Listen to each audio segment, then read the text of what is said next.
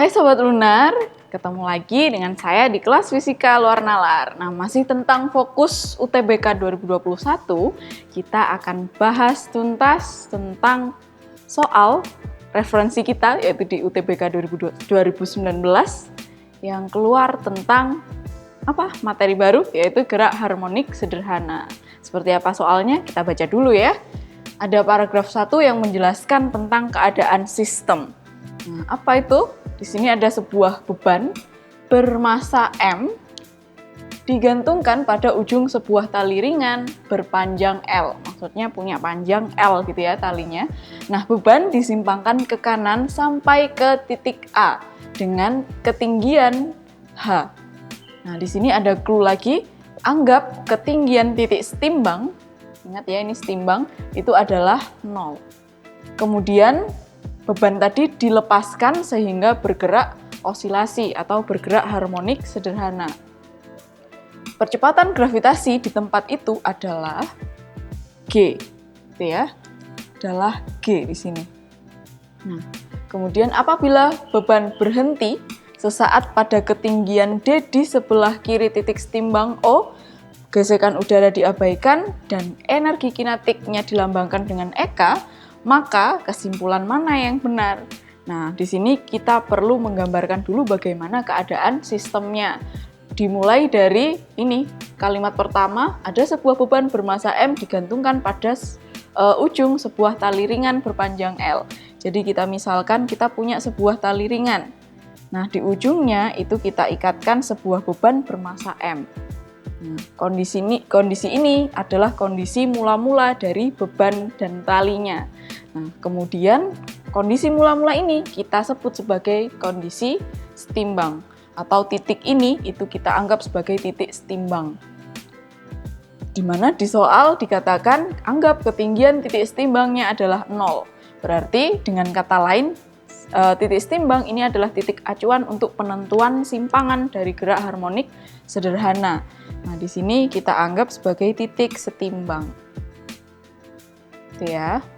Kemudian kalimat kedua, beban disimpangkan ke kanan sampai ke titik A.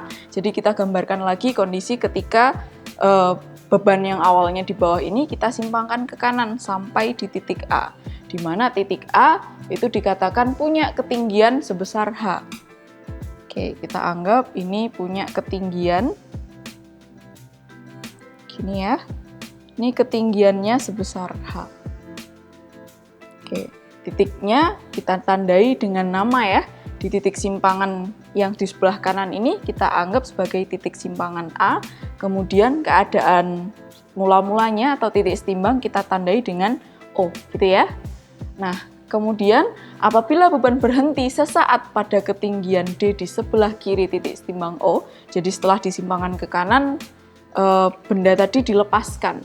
Ketika dilepaskan apa yang terjadi? Pasti bergerak turun kan ya, kembali lagi ke titik setimbang, kemudian akan menyimpang ke sisi lainnya. Nah, sampai dengan posisi B, gitu ya. Di sini di posisi B. Kita lambangkan sebagai B.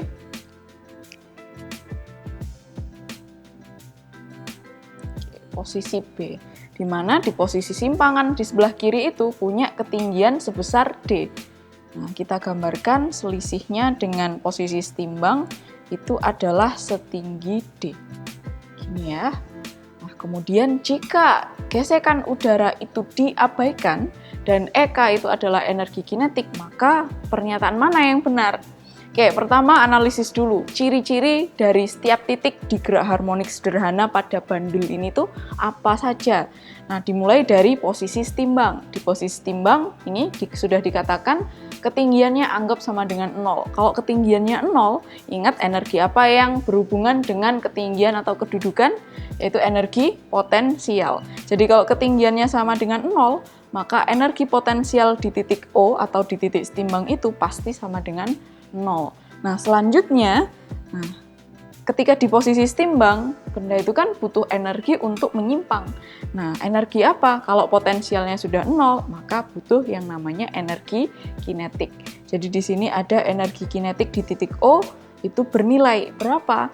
Di sini sesuai dengan kecepatan yang diperlukan untuk berpindah dari posisi O ke posisi simpangannya, gitu ya. Jadi EK di O sama dengan setengah mv kuadrat, gitu ya. mv di O kuadrat. Kemudian bagaimana dengan titik A dan titik B? Titik A dan titik B itu merupakan posisi simpangan maksimum. Nah, apa itu posisi simpangan maksimum? Simpangan maksimum itu adalah posisi jangkauan terjauhnya dari titik setimbang. Nah, apa cirinya? Di posisi simpangan maksimum itu benda sudah tidak mungkin bergerak menyimpang lebih jauh lagi. Kenapa? Dilihat dari namanya saja, itu sudah simpangan maksimum. Maksimum berarti sudah bernilai paling tinggi, tidak mungkin menyimpang lagi ke sisi yang lebih tinggi, gitu ya. Sehingga di sini kalau di titik A itu punya ketinggian H, ya sudah, itu merupakan ketinggian maksimum yang mampu dicapai benda pada sisi kanan. Nah, maka energi potensialnya karena punya ketinggian ini bisa kita tulis sama dengan mgh. Energi potensial di mana? Di titik A. Jadi EP di titik A itu mgh. Lalu bagaimana dengan energi kinetiknya? Karena dia sudah berada di simpangan maksimum, berarti benda kan sudah tidak mungkin menyimpang, bergerak menyimpang lagi ke atas kan ya, sehingga kecepatannya 0 di situ. Benda akan berhenti sesaat di posisi simpangan maksimum, sehingga energi kinetik di titik simpangan maksimum itu akan selalu sama dengan 0, gitu ya. Nah, titik B ini titik apa? Sama, karena di soal dikatakan dia berhenti sesaat pada ketinggian D, yaitu di posisi B, maka di titik B ini juga disebut sebagai posisi simpangan maksimum. Jadi B ini juga simpangan maksimum. Nah, apa cirinya di simpangan maksimum? Sama seperti di A ya, energi kinetik di B itu akan sama dengan 0, sedangkan energi potensialnya di B itu akan bernilai berapa? Bernilai sama dengan massa dikalikan percepatan gravitasi dikalikan dengan ketinggiannya atau jaraknya terhadap posisi setimbang, yaitu D. Gini ya. Nah, kemudian selanjutnya apa yang perlu kita perhatikan lagi untuk menyelesaikan soal ini? Nah, info ada atau tidaknya gaya gesek yang mempengaruhi gerakan benda. Nah, perhatikan dulu di sini apakah dikatakan benda itu diganggu atau dipengaruhi oleh gaya gesek? Oh, ternyata tidak. Kenapa? Karena di sini dikatakan gesekan udara itu diabaikan. Kalau diabaikan berarti kan ditiadakan, dianggap tidak ada gitu ya. Nah, sehingga kalau tidak ada gaya gesek yang mempengaruhi gerakan benda, maka pasti berlaku yang namanya hukum kekekalan energi mekanik. Jadi jika tidak ada gaya gesek atau no friction ya, maka berlakulah hukum kekekalan energi mekanik. Yang berarti apa? Energi mekanik di setiap titik selama gerakan benda itu bernilai konstan atau sama. Nah, maka dari sini energi mekanik di titik B akan sama dengan energi mekanik di titik O, juga akan sama dengan energi mekanik di titik A. Nah, energi mekanik itu apa sih? Energi mekanik adalah energi gabungan dari energi potensial dan juga energi kinetik. Nah, kembali lagi sekarang di titik B, bagaimana? Dia punya EK? Enggak ya, EK-nya sama dengan 0. Energi potensialnya bernilai. Oh, berarti EMB itu terdiri dari EKB plus EPB. Tapi karena EKB-nya itu sama dengan 0, maka EM di B itu hanya terdiri dari energi potensial B saja. Nah, energi potensial di B sama dengan EM di O. Di O bagaimana? Oh, EP-nya 0, EK-nya bernilai. Nah, sehingga energi mekanik di O itu akan sama dengan energi potensial di titik O saja. Sorry, bukan energi potensial, energi kinetik. Karena apa? Energi potensialnya itu sama dengan 0. Sedangkan yang bernilai itu adalah nilai dari energi kinetiknya. Nah, selanjutnya bagaimana dengan energi mekanik di A? di A itu punya simpangan, berarti punya energi potensial. Sedangkan EK-nya sama dengan 0 karena di sini sudah merupakan posisi simpangan maksimumnya. Nah, karena EK 0, EP-nya bernilai, maka EM di A itu hanya terdiri dari energi potensialnya saja. Nah, maka dari sini apa yang bisa kita simpulkan?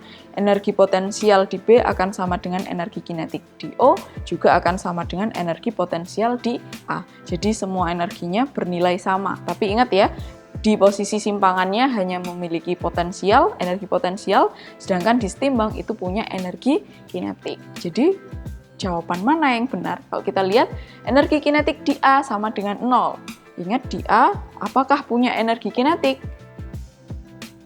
Bukan sama dengan 0, sama dengan MGD.